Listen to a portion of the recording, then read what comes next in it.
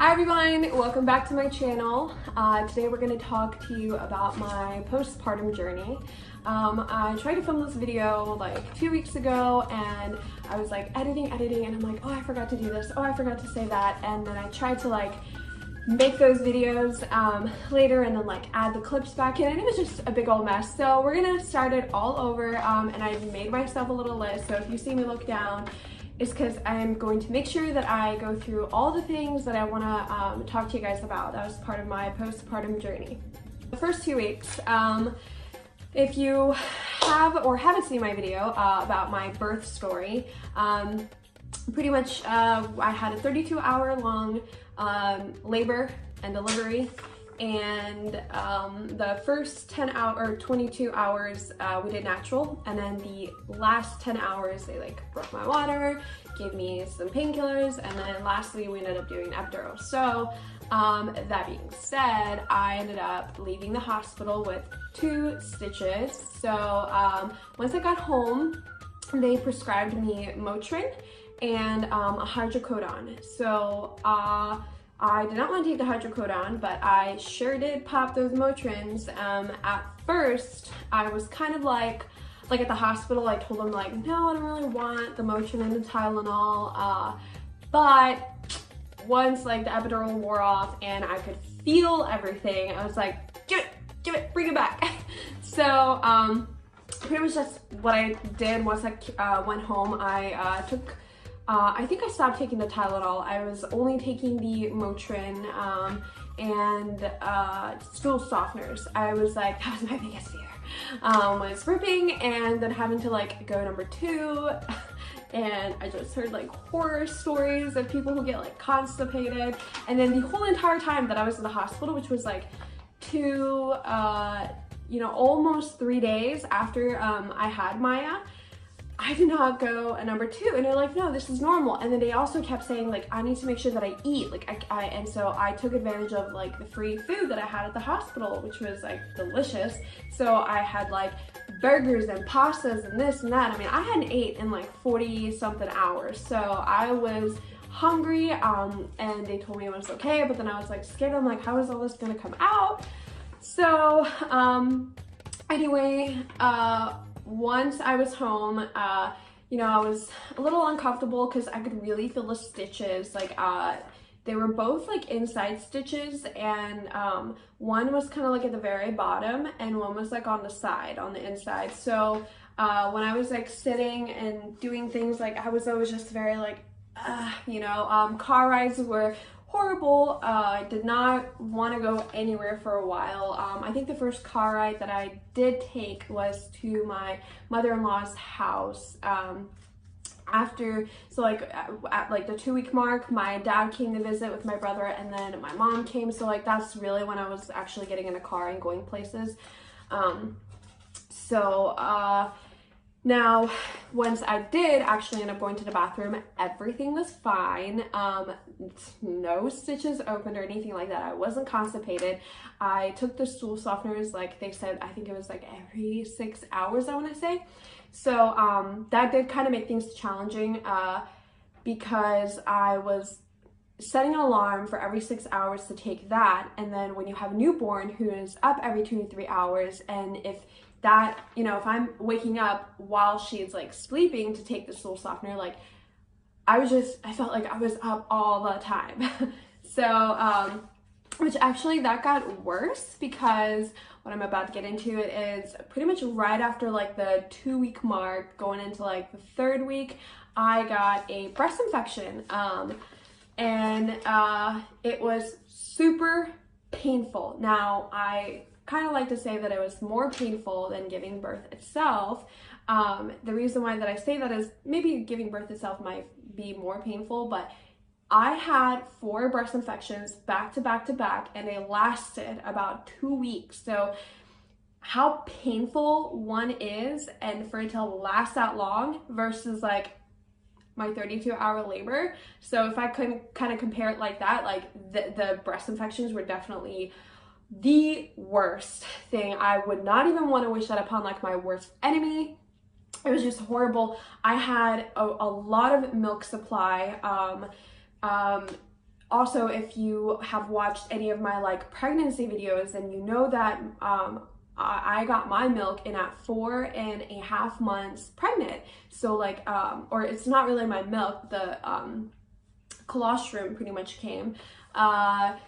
So right, pretty much when we got home, it was like 3 days after I had the baby, my milk came in and it was just like hard rock. There was so much, and at the hospital they were having me pump because so her mouth was so tiny and my like areola area was like really big, so she was having a hard time like latching on. Like she would get to the nipple, but she wasn't putting like the whole thing in her mouth like she should be.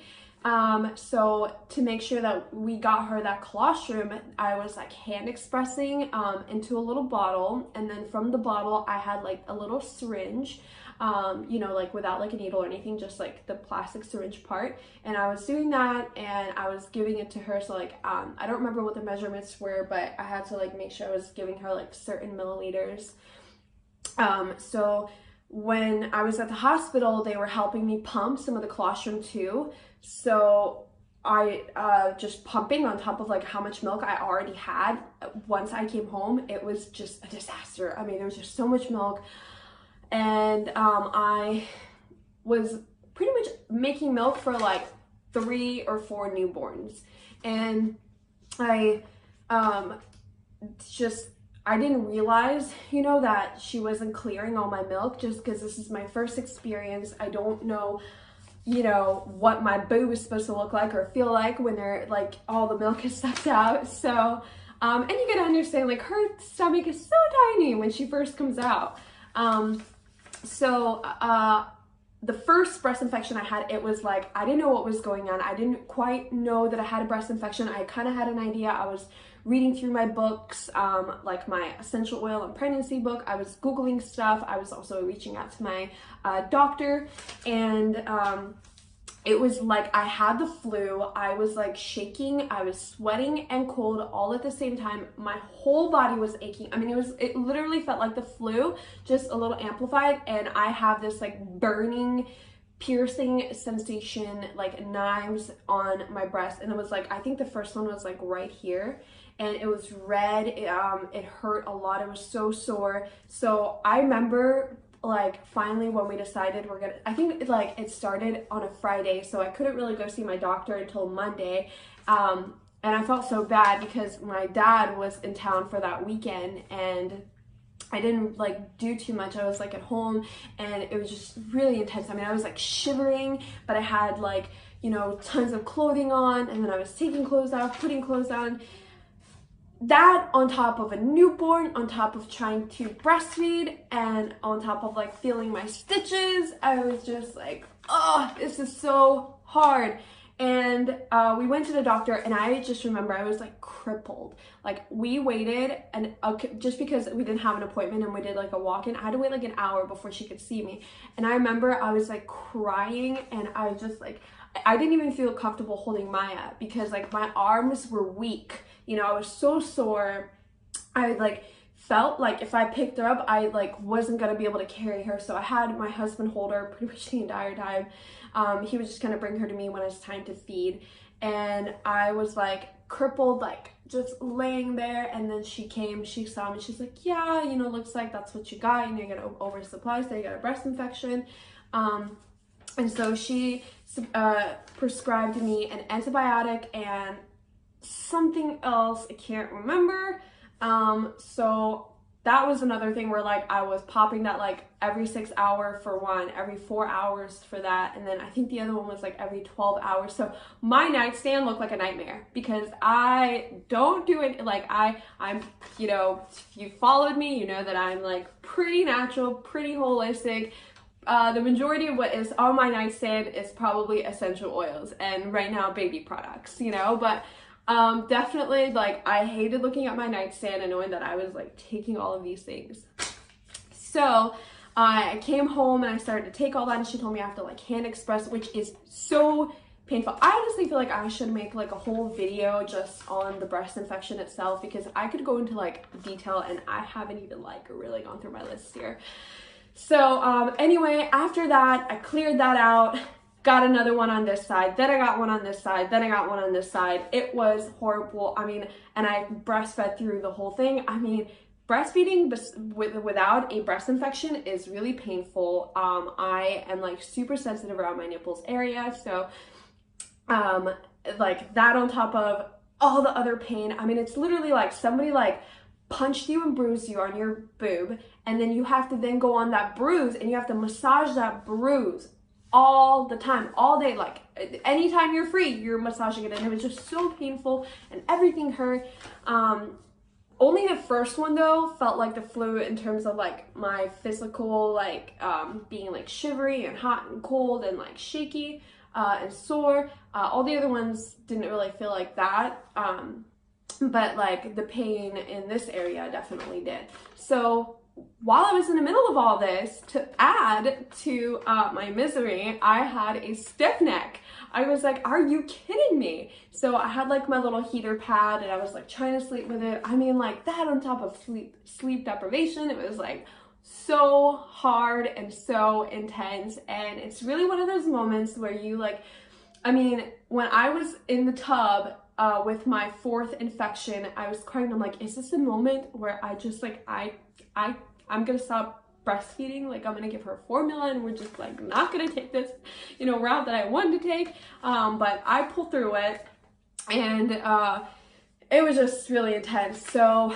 next thing, it's sleep deprivation. I feel like we had it a lot better than some people. Like she off the bat was just sleeping 2, 3, 4 hour stretches in the night, and I did not wake her up for feedings. I just thought that was really ridiculous.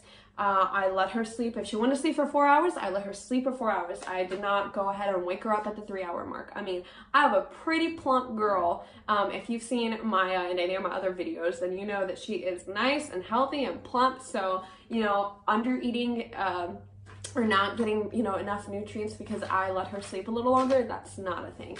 And I would recommend that for other moms too. I think that protocol, this is my opinion, I think that protocol kind of came about when, you know, people maybe just didn't really know how to gauge when or like when to feed the baby, like when they would get hungry. So it was just really good to make sure, like first-time moms who might not know anything about babies or what they're doing, to make sure that like their babies get the proper nutrition. So I just didn't think that was necessary. So after like the first month, going into the second month, like she was sleeping for 4 to 5 hour stretches in the night. So that was really, really, really good. Where we are now, she's 5 months and 1 week old. And for the past month and a half, maybe even a little longer, she's what I like to call been going through like sleep regression, I think, because right before that happened, she was sleeping for 7 to 8 to maybe even 9 hours in the night. It was so great. And those days are over. She literally last night woke up every 2 hours, and then like towards the morning she woke up every hour. It was like so crazy. I feel like I was spoiled, and now it's all over. So okay, next thing, bleeding. Obviously you do have some bleeding right after you leave the hospital, after you have the baby. So I was bringing like the mega overnight pads. Oh, okay, sorry. My phone just gave me a message saying your battery's low, so I'm probably gonna have to speed this up. So I pretty much bled until like my first OB appointment, which was when I was 6 weeks postpartum. Like really shortly after that, I stopped bleeding. And then I did not know that if you are breastfeeding, that most times you don't get your period. So obviously not only did I not have my period while I was pregnant, looks like I'm probably not going to get it until, I don't know, whenever I stop breastfeeding. So that's pretty great. And also at my appointment, my doctor was like, well, you know, contraceptives, what are you using? And I was like, yeah, give me the birth control. So I started to take the birth control, and I have to take the one that doesn't have estrogen in it right now, because too much estrogen while I'm breastfeeding, it goes to her, and that's just not good. And so once I stop breastfeeding, then I have to make sure that I change to a birth control that does have estrogen in it. Yeah. So but the bleeding was fine. I mean, yeah, I pretty much wore a pad for like a month and a half, and then it was like really mild most days, but I wore a big pad sometimes anyway because I was afraid. I mean, some days it would like fluctuate, and I didn't want to be on the low end and wear something like very discreet, and then you know, 5 hours later, it, like the flow changed and I just didn't wear the proper thing or whatever it was. So, but it was pretty fine. It did suck though, having the stitches and then having bleeding, not being able to wipe. At the hospital, they gave me a squirt bottle. That thing was my life. I loved that thing. It is the only thing that made me feel sanitary. I took pretty much like 2 showers a day. Most days, and I had the squirt bottle, so right before I was going to use the restroom, I would literally go fill it up with like some lukewarm water, because cold water on your goodies never feels good, especially like in the middle of the night or an early morning. But I would go fill it up, I'd have it down, and pretty much I would do what I needed to do, and then I would squirt the water over there and just like pat dry. And then I also had wipes for if I had to do like a number 2, I had like baby wipes, and I, you know, cleaned myself with that. I highly recommend getting a squirt bottle. I'm thinking most hospitals would supply you with that, because they just gave it to me in the hospital. They also gave me this spray, and it's like a anti-something spray that I also can't remember. I mean, I probably waited a little too long to make this video, but it's just, it like cools the area. It's like this cool sensation. So they said that some people think it takes the pain away of the stitches. Some people just like the cool sensation. So it didn't quite take the stitch sensation away, but it did make it cool and nice. And I got it at the hospital, so I used it for like a week after, and then I ran out, so I just didn't use it after that. And you know, the stitches, they just kind of like dissolve on their own. And once that happened, I was still pretty sore there. I mean, having sex was just like not in the books for a while. Like I just didn't feel comfortable. There was like scar tissue, and then whenever we did do that for the first time, it just did not feel the best.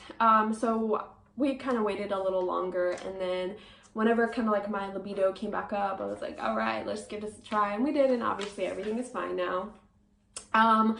Let's see, I think I've pretty much talked about everything now, except for my hair falling out. That was the last part of my postpartum journey. Tons of hair fell out, like mostly right, I mean, they're kind of growing back now. So all this is like growing back, but man, it's so much hair fall out. Whenever I got to 4 months, it was literally like the day after.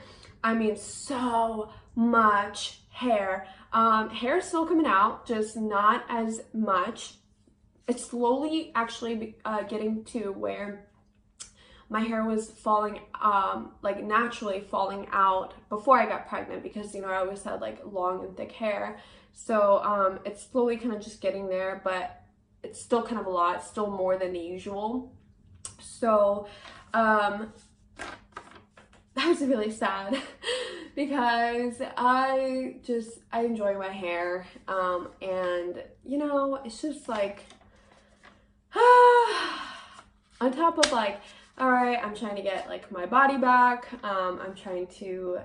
it's just really hard to like wake up and feel super energized some days when you are so sleepy. But you have to be, because you have this sweet little girl or boy who is looking at you and is following you, and is just, you know, taking, you know, your energy. So if I wake up and I'm in like a shitty mood, I mean, that's just not going to be good for her. It's going to rub off on her. So I have to make sure, not just for me and her, but also like for my husband, I have to make sure that I, you know, stay sane and happy. But when my hair was falling out, it was just like that last little thing to make me feel like crap. But I get over it. You know, obviously it's gonna grow back. It is hair, right?